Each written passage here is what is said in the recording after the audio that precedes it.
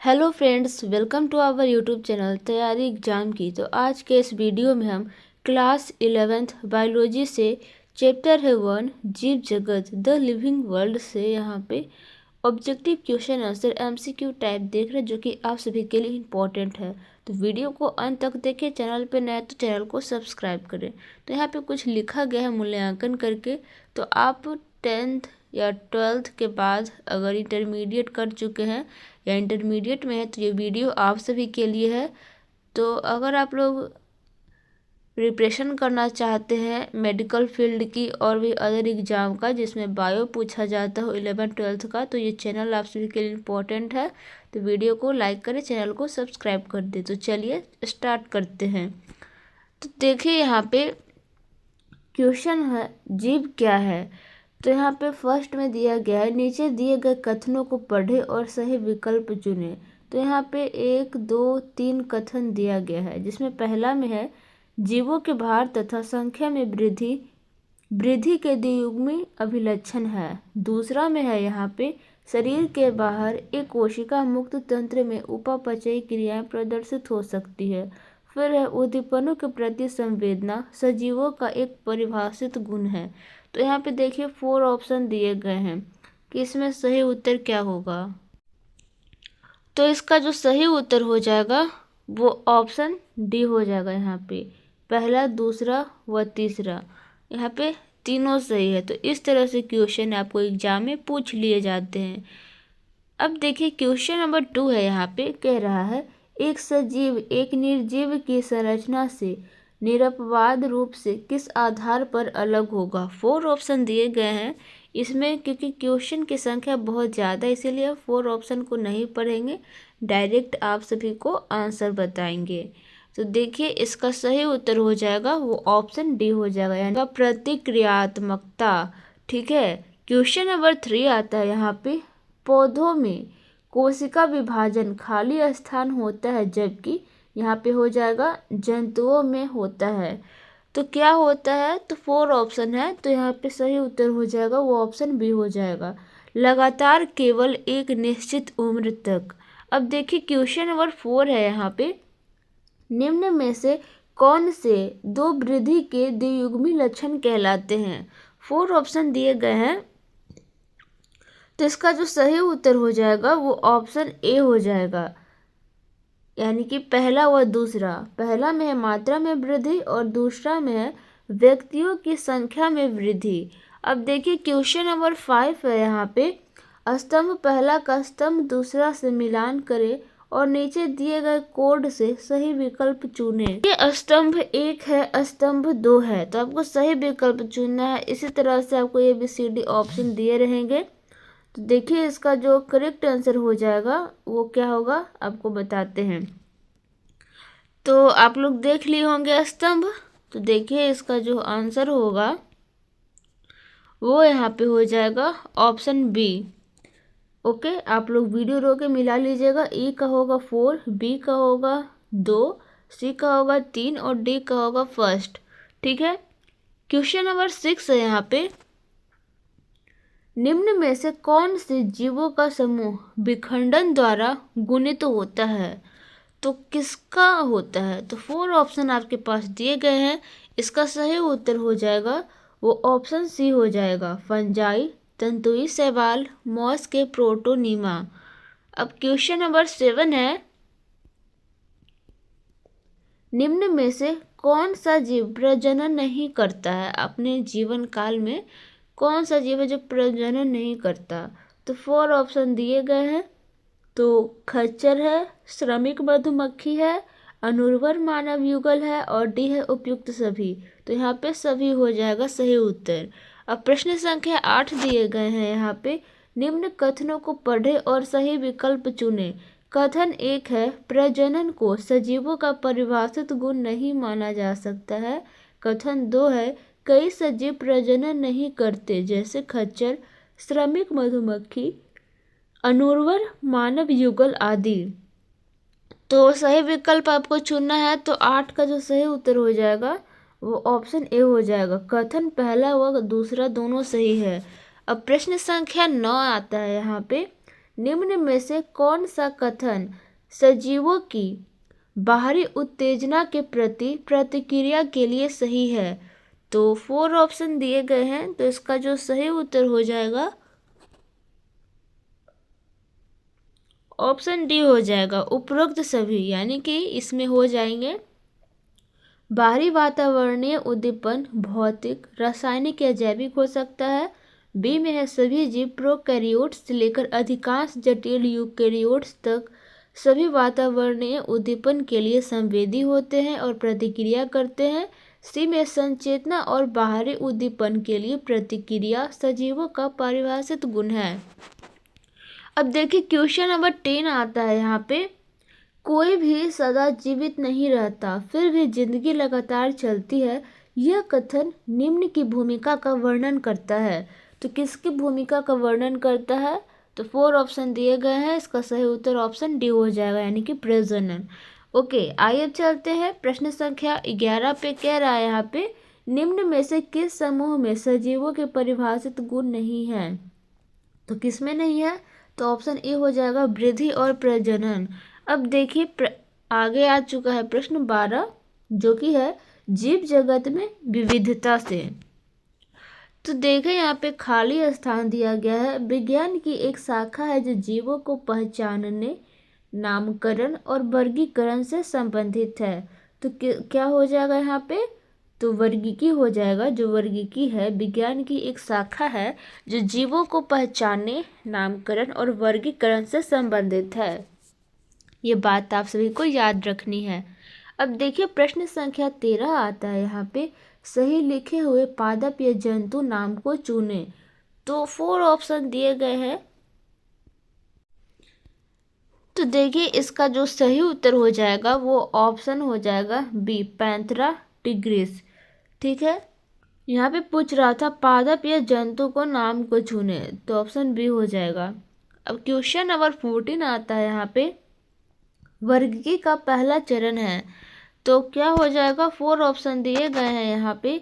ए में है जीव का वर्णन, बी में जीव को पहचानना, सी में जीव का नामकरण और डी में जीव का वर्गीकरण।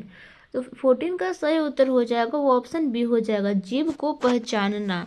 अब प्रश्न संख्या 15 आता है यहाँ पे, नीचे 2 कथन दिए गए हैं। कथन 1 में है सभी जीवित जीवों की पहचान के लिए उन्हें सही ढंग से वर्णित किया जाना चाहिए। कथन दूसरा है यहाँ पे, जीवित जीवों का नाम पद्धति पहचान पर निर्भर करता है। नीचे दिए गए विकल्पों में से उपरोक्त कथनों के संदर्भ में सही उत्तर चुनें। तो देखिए इसका जो सही उत्तर हो जाएगा वो हो जाएगा ऑप्शन ए, कथन पहला और कथन दूसरा दोनों सही है। तो देख लीजिए प्रश्न संख्या 16 आता है यहाँ पे, निम्न में से कौन सा विकल्प जीवों के संगठनीय स्तर सोपान को सही रूप से में दर्शाता है? तो 4 ऑप्शन दिए गए हैं, तो 16 का जो सही उत्तर हो जाएगा वो ऑप्शन बी हो जाएगा, यानी कि परमाणु, फिर अणु, फिर उपकोशिकीय, फिर हो जाएगा कोशिकीय, फिर हो जाएगा उत्तक, फिर अंगतंत्र, फिर जीव। ठीक है, अब प्रश्न संख्या 17 आता है यहाँ पे, निम्न में से कौन सा कथन जैविक नामकरण के सर्वमान्य नियमों के लिए गलत है? तो 4 ऑप्शन दिए गए हैं यहाँ पे, 2 ऑप्शन यहाँ पे है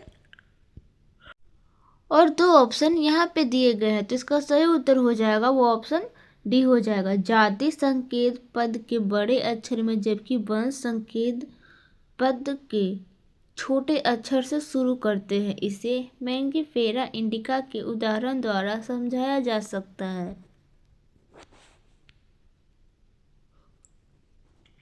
क्वेश्चन नंबर 18 आता है यहाँ पे, ICZN का पूरा नाम क्या है? अगर आपसे कोई परीक्षा में पूछ दे, आप अगर इंटरमीडिएट में हो या फिर कॉम्पिटिटिव एग्जाम की प्रिपरेशन कर रहे हो, तो अगर पूछ दे तो इसका क्या हो जाएगा? तो ऑप्शन यहाँ पे सी हो जाएगा, international code of zoological nomenclature. ठीक है, क्योंकि आप लोग हिंदी मीडियम के स्टूडेंट हैं, इसलिए यहाँ पे हिंदी में लिखा हुआ है इंटरनेशनल, सी से कोड, जेड से जूलॉजिकल एंड से नोमेनक्लेचर। ठीक है, अब देखिए क्वेश्चन नंबर 19 आता है। यहाँ पे कह रहा है निम्नलिखित में से कौन सी नाम पद्धति की सही परिभाषा है। 4 ऑप्शन दिए गए हैं, आप लोग देख लीजिए अच्छे से। तो इसका सही उत्तर हो जाएगा वो ऑप्शन डी हो जाएगा।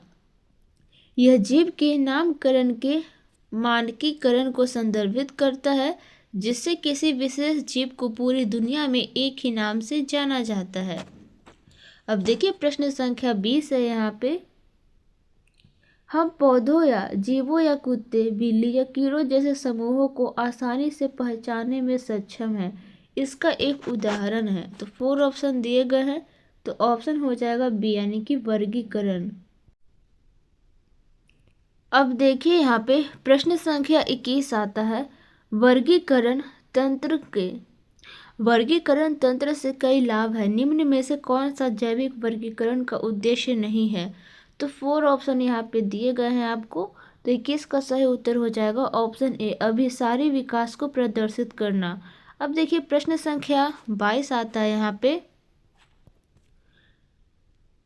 लिनियस के वर्गीकरण तंत्र का आधार है, तो क्या हो जाएगा वो ऑप्शन ए हो जाएगा यानी कि आकारिकी। अब प्रश्न संख्या 23 आता है। यहाँ पे कह रहा है जीवों के जैविक नामकरण में बहुत से नाम किस भाषा से लिए गए हैं। तो 4 ऑप्शन दिए गए हैं, तो आप लोगों को इसे पता होना चाहिए। जो ऑप्शन बी हो जाएगा वो सही हो जाएगा यानी कि लैटिन भाषा से। अब देखिए क्वेश्चन नंबर 24 आता है। 24 है, दिए गए कथनों को पढ़े और सही विकल्प चुनें। कथन 1 है यहाँ पे जैव विविधता शब्द पृथ्वी पर मौजूद जीवों की संख्या और प्रकार से है। कथन बी में है ज्ञात और वर्णित प्रजातियों की जैव विविधता की परास 10 से 20 बिलियन के बीच है। तो ए में हो जाएगा यहाँ पे ऑप्शन, और 24 का ए ऑप्शन देख लिए। बी हो गया, सी हो गया, डी हो गया। तो 24 का जो सही उत्तर है वो क्या हो जाएगा। इसका सही उत्तर हो जाएगा वो ऑप्शन सी हो जाएगा, यानी कि कथन ए सही है लेकिन कथन भी गलत है। इस तरह से भी क्वेश्चन पूछ ले जाते हैं। तो इस टाइप के क्वेश्चन कॉम्पिटिटिव एग्जाम के लेवल के होते हैं। तो कुछ आपको नॉर्मल भी मिलेगा, कुछ आपको हाई भी मिलेगा। तो अगर आप लोग अभी से ही तैयारी करोगे तो आप सभी के लिए बेटर होगा। अब 25 है यहाँ पे जीवों के वर्गीकरण का मुख्य उद्देश्य है, तो क्या हो जाएगा। तो 25 का यहाँ पे जो सही उत्तर हो जाएगा वो ऑप्शन सी हो जाएगा, यानी कि जीवों के बीच संबंध स्थापित करना। अब प्रश्न संख्या 26 आता है। कह रहा है यहाँ पे पादप वर्गीकरण का मुख्य उद्देश्य है। तो 4 ऑप्शन दिए गए हैं, तो इसका सही उत्तर हो जाएगा ऑप्शन डी, यानी कि उपरोक्त सभी। इसका उद्देश्य है विश्व के पौधों का अध्ययन, पहचान और नामकरण की विधि देना। फिर है विश्व के प्रत्येक समूह के पौधों के लिए लैटिन वैज्ञानिक नाम देना। अब प्रश्न संख्या 27 रह गया है। यहाँ पे कह रहा है पौधों को लैटिन नाम दिया गया है क्योंकि यह एक खाली स्थान है। तो यह कौन सी भाषा है। तो ऑप्शन सी हो जाएगा मृत भाषा है। ठीक है, अब देखिए प्रश्न संख्या 28 कह रहा है जैविक नामों के लिए सही विकल्प चुने। तो सही उत्तर हो जाएगा ऑप्शन डी, उपरोक्त सभी, यानी कि यह द्विनामीय है, ये वर्णीय है, ये सर्वमान्य है, ये सभी हो जाएगा। अब देखिए प्रश्न संख्या 29 है। यहाँ पे कह रहा है बरगद का वैज्ञानिक नाम इस प्रकार लिखा जाता है फाइकस बेंगलेंसिस एल। ओके, तो उपरोक्त के लिए निम्न में से कौन सा कथन सही है। तो 4 ऑप्शन दिए गए हैं, तो इसका सही उत्तर हो जाएगा वो हो जाएगा ऑप्शन सी। अक्षर एल वर्गीकरण विज्ञानी लिनियस को दर्शाता है। ठीक है, अब प्रश्न संख्या 30 है। यहाँ पे सी लिनियस द्वारा 18वीं सदी में विकसित वर्गीकरण की द्विपदनाम पद्धति में जीवों के वैज्ञानिक नाम का दूसरा शब्द दर्शाता है। तो 4 ऑप्शन दिए गए हैं, इसका सही उत्तर हो जाएगा वो ऑप्शन ए हो जाएगा, यानी कि जाति। प्रश्न संख्या 31 है। यहाँ पे लिनियस ने निम्न में से कौन से पुस्तक लिखी। तो 4 ऑप्शन दिए गए हैं। अगर आपसे कोई पूछ दे तो आपका सही उत्तर हो जाएगा सिस्टेमा नेचुरी। अब प्रश्न संख्या 32 आता है द्विपदनाम पद्धति के जनक हैं। 4 ऑप्शन दिए गए हैं ऑप्शन ए हो जाएगा लीनियस। अगर आप लोग क्वेश्चन पढ़ोगे, PDF आपको सेंड कर दिया जाएगा, तो आप लोग बिना आंसर देखे कुछ इस तरह से ही आंसर पढ़िएगा या सोच के क्वेश्चन आंसर बनाइएगा। हम आप लोगों को डायरेक्ट बता दे रहे हैं क्योंकि टाइम का बचत हो इसलिए, और आप लोगों को भी पता चले कि इसका आंसर क्या है। प्रश्न संख्या 33 आता है, दिए गए कथनों को पढ़े और सही विकल्प चुने। कथन 1 है, लेखक का नाम द्विपद नामकरण में वंश नाम के बाद आता है। तो देखिए 33 है, तो यहाँ पे इसका 4 ऑप्शन दिए गए हैं, तो इसका सही उत्तर क्या हो जाएगा, वो ऑप्शन डी हो जाएगा। यानी कि कथन पहला गलत है लेकिन कथन दूसरा सही है। अब देखिए वर्गीकी संवर्ग दिया गया है, तो प्रश्न संख्या 34 में आता है, जैविक शब्दावली में समान जीवों का समूह जो आपस में प्रजनन कर प्रजनन योग्य वंशज उत्पन्न करने में समर्थ है कहलाता है। तो क्या कहलाता है, तो सही उत्तर हो जाएगा ऑप्शन ए यानी कि जाति। प्रश्न संख्या 35 है यहाँ पे, निम्न में से किस वर्गीकी संवर्ग में एक या एक से अधिक संबंधित गण होते हैं। तो 4 ऑप्शन दिए गए हैं, तो 35 का सही उत्तर ऑप्शन डी हो जाएगा यानी कि वर्ग। अब आइए चलते हैं प्रश्न संख्या 36 पे, कह रहा है निम्न में से गलत कथन चुनिए। तो ए में हो गया, बी में हो गया, सी में हो गया और डी भी आप लोग देख लीजिए। तो 36 का सही उत्तर हो जाएगा वो ऑप्शन बी में हो जाएगा।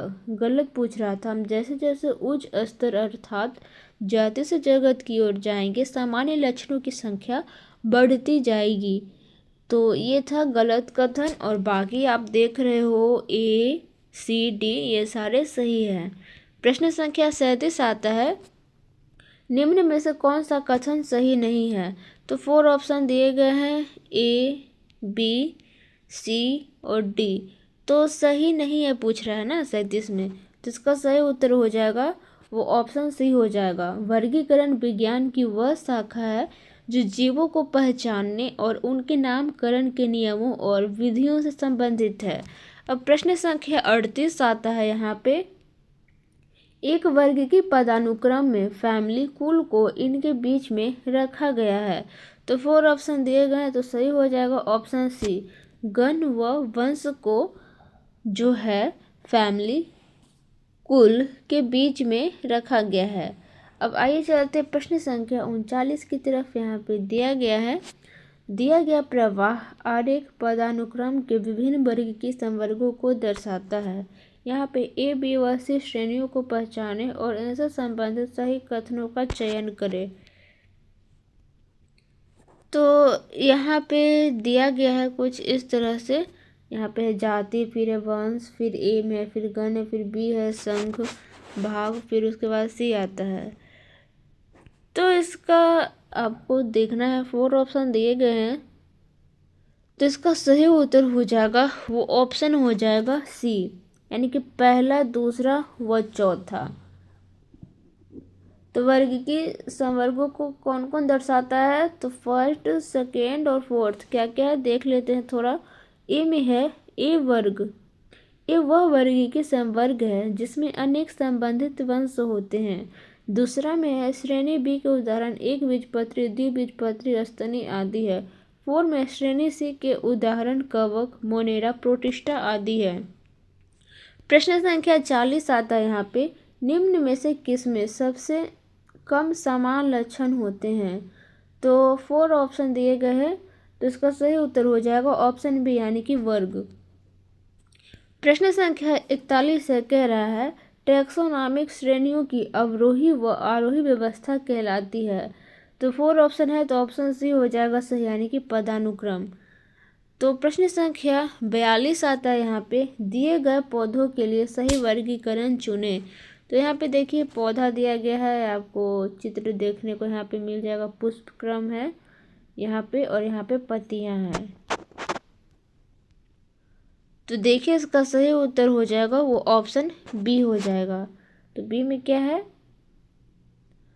तो बी में यहाँ पे हो जाएगा डिवीजन भाग में एंजियोस्पर्मी, क्लास वर्ग में डाइकोटिलिडनी और गण ऑर्डर में हो जाएगा यहाँ पे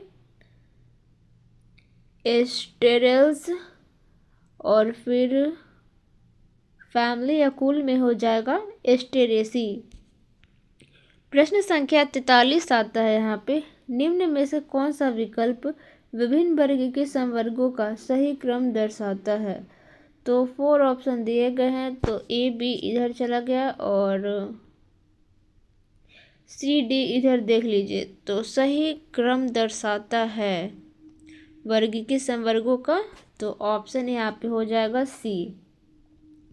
यहाँ पे देखिए क्या हो जाएगा, भाग, फिर वर्ग, फिर गण, कुल, उपगण, वंश, जाति। प्रश्न संख्या 44 है यहाँ पे, वर्गीकरण की मूल इकाई या सबसे छोटा वर्गक है, क्या हो जाएगा। तो ऑप्शन ए हो जाएगा, यानी कि जाति। ठीक है। प्रश्न संख्या 45 आता है यहाँ पे, निम्न में से कौन सा विकल्प एक संवर्ग नहीं है। तो 45 का सही उत्तर हो जाएगा वो ऑप्शन डी हो जाएगा, ग्लूमेसी। प्रश्न संख्या 46 आता है, संबंधित जेनेरा एक खाली स्थान में आते हैं। तो 46 का ऑप्शन हो जाएगा सी, यानी कि कुल। प्रश्न संख्या 47 है, बेमेल जोड़ी को चुने। तो 4 ऑप्शन में आपको बेमेल जोड़ी यानी कि बिखरा वखरा जो है उसको चुनना है। तो सही उत्तर हो जाएगा ऑप्शन बी हो जाएगा, यानी कि मस्का डोमेस्टिका एक सामान्य घरेलू छिपकली या एक सरीसृप। ओके, ये बेमेल है, बाकी सब सही है और ये बेमेल है। आइए अब चलते हैं, प्रश्न संख्या 48 है, पक्षी वर्गीकी की दृष्टि से दर्शाता है एक। तो क्या दर्शाता है, 48 का सही उत्तर हो जाएगा वो ऑप्शन सी हो जाएगा, वर्ग। प्रश्न संख्या 49 है यहाँ पे, टेक्सॉन वर्गक शब्द प्रयुक्त होता है। तो 49 का सही उत्तर हो जाएगा वो ऑप्शन डी हो जाएगा, वर्गीकी पदानुक्रम की किसी भी श्रेणी के लिए। 50 है यहाँ पे, दो जीव एक ही क्लास वर्ग में है परंतु एक फैमिली कुल में नहीं, ये एक ही खाली स्थान से संबंधित हो सकते हैं। 50 का सही उत्तर हो जाएगा ऑप्शन डी, यानी कि गण। आइए चलते प्रश्न संख्या 51 की तरफ, कह रहा है मैंगी फेरा है एक। तो 4 ऑप्शन दिए गए हैं, सही उत्तर हो जाएगा ऑप्शन ए, यानी कि प्रजाति है। प्रश्न संख्या 52 है, निम्न में से कौन सा जीनस की तुलना में कम सामान्य लक्षण रखता है। तो 4 ऑप्शन दिए गए हैं, सही उत्तर हो जाएगा वो ऑप्शन ए हो जाएगा, यानी कि जाति। प्रश्न संख्या 53 है यहाँ पे, वह मूल इकाई जिस पर वर्गीकरण तंत्र आधारित है। जिसका सही उत्तर हो जाएगा ऑप्शन ए, यानी कि जाति। आइए चलते हैं प्रश्न संख्या 54 की तरफ, कह रहा है निम्न में से कौन सा शब्द किसी भी वर्ग की श्रेणी के लिए प्रयुक्त किया जा सकता है। तो क्या हो जाएगा, तो इसका हो जाएगा ऑप्शन बी, यानी कि वर्गक। प्रश्न संख्या 55 आता है, निम्न में से कौन सी श्रेणी में सबसे कम संबंधित लक्षण होते हैं। तो 55 का सही उत्तर हो जाएगा वो ऑप्शन बी हो जाएगा, यानी कि संघ। प्रश्न संख्या 56 आता है यहाँ पे, वंश समान व संबंधित खाली स्थान का एक समूह होता है। तो यहाँ पे क्या हो जाएगा, तो सही उत्तर हो जाएगा वो ऑप्शन सी हो जाएगा, यानी कि जातियों। अब आइए चलते प्रश्न संख्या 57 की तरफ, कह रहा है यहाँ पे, एक पौधे के गण के नाम का अंत किससे होता है। बी एल्स, ओके, ALES अंत में होता है, पौधों के गण के अंत में। अब देखिए प्रश्न संख्या 58 है, निम्न में से कौन से लक्षण किसी पौधे की नई जाति को निर्धारित करने के लिए प्रयुक्त होते हैं। तो 4 ऑप्शन दिए गए हैं, इसका सही उत्तर हो जाएगा वो ऑप्शन डी हो जाएगा, यानी कि पुष्पीय लक्षण। अब देखिए प्रश्न संख्या 59 आता है, कह रहा है निम्न में से कौन से वर्ग की संवर्ग में अन्य सभी शामिल है। तो 4 ऑप्शन दिए गए हैं, इसका सही उत्तर हो जाएगा वो ऑप्शन बी हो जाएगा, यानी कि गण। अब देखिए प्रश्न संख्या 60 है, निम्न में से कौन सा एक कथन गलत है। तो 4 ऑप्शन दिए गए हैं, आप लोग अच्छे से देख लो।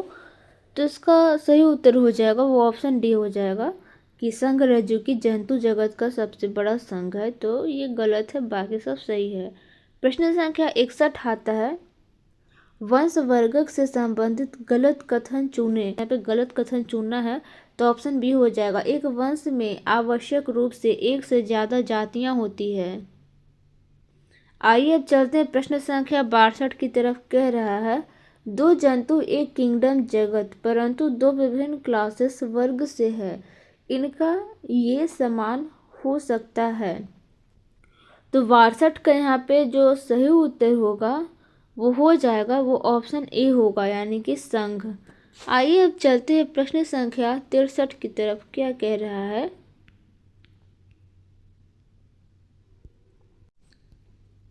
नीचे दी गई तालिका का अध्ययन करें जो विभिन्न जीवों को उनके वर्ग की संवर्गों के साथ दर्शाती है। तो आपको अच्छे से अध्ययन करना है। फिर है ए, बी, सी व डी के लिए सही विकल्प चुनें। तो 4 ऑप्शन दिए गए हैं, इसका सही उत्तर हो जाएगा वो ऑप्शन ए हो जाएगा, यानी कि कॉर्डेटा। बी में है इंसेक्टा, सी में है एनाकार्डियेसी, फिर डी में यहाँ पे मोनोकोटिलिडनी। तो ये ऑप्शन ए सही उत्तर हो जाएगा। आइए चलते हैं प्रश्न संख्या 64 की तरफ। कह रहा है, स्पीशीज को किस रूप में माना जाता है। तो 4 ऑप्शन दिए गए हैं, तो 64 का सही उत्तर हो जाएगा वो ऑप्शन ए हो जाएगा, वर्गीकरण की वास्तविक आधारभूत इकाइयाँ। अब देखिए प्रश्न संख्या 65 आता है यहाँ पे। कह रहा है, एक वर्ग की संवर्ग से तात्पर्य है। तो 4 ऑप्शन दिए गए हैं, इसका सही उत्तर हो जाएगा वो ऑप्शन बी हो जाएगा, वर्ग की पदानुक्रम में एक स्तर। अब देखिए प्रश्न संख्या 66 है, सभी जगतों के मध्य केवल वह वर्ग जो प्रकृति में एक जैविक संसक्त इकाई की तरह अस्तित्व में होता है। तो 66 का सही उत्तर हो जाएगा वो ऑप्शन ए हो जाएगा, यानी कि जाति। अब देखिए प्रश्न संख्या 67 आता है, एक वर्ग की पदानुक्रम में वंश इन दो के मध्य स्थित होता है। तो 67 का सही उत्तर हो जाएगा ऑप्शन डी, यानी कि कुल व जाति। प्रश्न संख्या 68 आता है यहाँ पे, जातियों का एक समूह जो एक दूसरे से पुष्पीय भागों की बाह्य आकृति संबंधी लक्षणों में समान होते हैं कहलाता है। तो क्या कहलाता है, तो ऑप्शन सी हो जाएगा, यानी कि सी हो जाएगा, सी वंश। ओके, सी हो जाएगा वंश। आइए अब चलते हैं प्रश्न संख्या 69 की तरफ। कह रहा है यहाँ पे, कुल से निम्न स्तर का वर्ग की संवर्ग है। तो 4 ऑप्शन दिए गए हैं, तो सही हो जाएगा ऑप्शन डी, यानी कि वंश। आइए अब चलते हैं प्रश्न संख्या 70। तो यहाँ पे कह रहा है, निम्न क्रम में कौन सा बेमेल है। तो इसका सही उत्तर हो जाएगा ऑप्शन डी, हेमीडाक्टिल्स, हेमीडाक्टिल्स। ओके, अब देखिए क्वेश्चन नंबर 71 आता है, ओईडी प्रत्यय का प्रयोग निम्न में से किसके लिए किया जाता है। 4 ऑप्शन दिए गए हैं, इसका सही उत्तर हो जाएगा ऑप्शन डी हो जाएगा, उपकुल। प्रश्न संख्या 72 है यहाँ पे, निम्न में से गलत कथन चुनिए। तो इसका सही उत्तर हो जाएगा वो ऑप्शन सी हो जाएगा। सी में क्या है, वंश स्पीशीज की तुलना में ज़्यादा समानता प्रदर्शित करते हैं। अब देखिए प्रश्न संख्या 73 आता है, एक सत्य जाति उस समष्टि की बनी होती है जो, इसका सही उत्तर हो जाएगा किससे बनी होती है। तो ऑप्शन बी हो जाएगा, आपस में प्रजनन करते हैं। अब चलते हैं प्रश्न संख्या 74 की तरफ। यहाँ पे कह रहा है, इसको तो आप लोग चिनते ही होंगे, ये इसको कौन सा जानवर है, आप लोग कमेंट करके बताना। दिए गए जंतु के लिए नीचे दिए गए वर्गीकरण में से सही विकल्प चुनें। तो आपको सही विकल्प चुनना है। तो 4 ऑप्शन दिए गए हैं, चलिए आप लोग सोचिए क्या होगा इसका आंसर। तो देखिए जो इसका आंसर हो जाएगा वो ऑप्शन बी हो जाएगा, संघ कोर्डेटा वर्ग।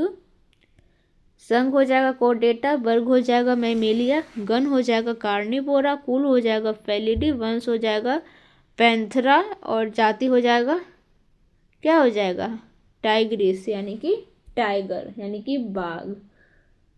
तो आप लोग तो जानते ही होंगे इसे।